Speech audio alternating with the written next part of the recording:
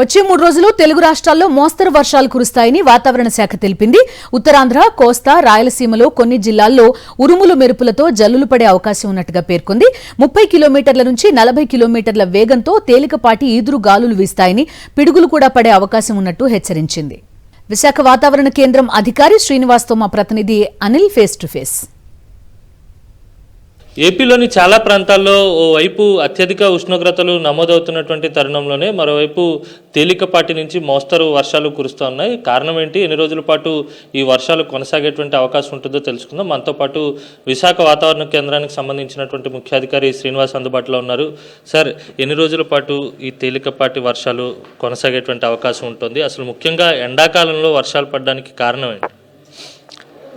ఇటువంటి వర్షాలు ఇప్పుడు ఉన్నటువంటి ఈ thunder Storm with lightning associate with lightning and strong winds ఒక 3 to 4 days వరకు 1-2 చోట్ల ఇటు ఉత్తరాంధ్రలోను దక్షిణ కోస్తా జిల్లాలోను కూడా వచ్చే ఛాన్స్ అయితే ఉన్నట్టు మనం ఫోర్కాస్ట్ ఇస్తున్నాం. ఇవి జనరల్గా ఈ సమ్మర్ సీజన్లో ఇవి అప్పుడప్పుడు మనకి కనిపించేటువంటి ఫీచర్స్ ఇవి.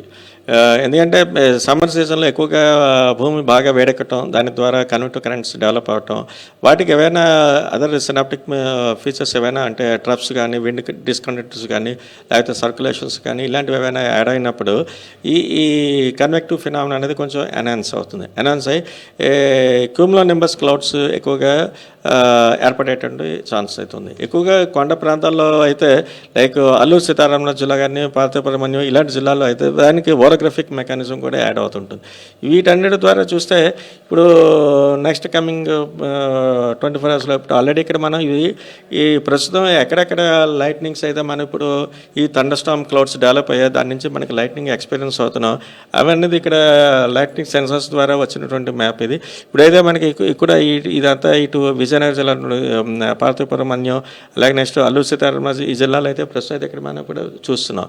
అలాగే ఇక్కడ నెక్స్ట్ ఇక్కడ కృష్ణా జిల్లాలో కానీ ఇక్కడ కూడా లైట్నింగ్ ఎఫెక్ట్స్, దాని ద్వారా థండర్ స్టార్మ్ యాక్టివిటీ ఇటు గుంటూరులో ఒకటి ఇవన్నీ చూస్తున్నాం. ఇవన్నీ కూడా కొన్ని సందర్భాల్లో ఇటువంటి ఈ సమ్మర్ సీజన్లో మనకి ఎక్కువగా కనిపిస్తుంటాయి. గాలుల తీవ్రత ఎలా ఉంటుంది అంటే ఇప్పుడు అసాధారణ వాతావరణ పరిస్థితి మారిన తర్వాత అంటే 3 రోజుల తర్వాత మళ్ళీ సాధారణ ఉష్ణోగ్రతలు వచ్చేటువంటి సూచనలు ఏమైనా ఉన్నాయా? ఇప్పుడైతే ప్రస్తుతం అయితే ఇదే టెంపరేచర్స్ ఒక 3-4 రోజుల వరకు కంటిన్యూ అయ్యే ఛాన్స్ ఉంది. ఆ తర్వాత గ్రాడ్యువల్గా రైజ్ అయ్యే అవకాశం ఉంది.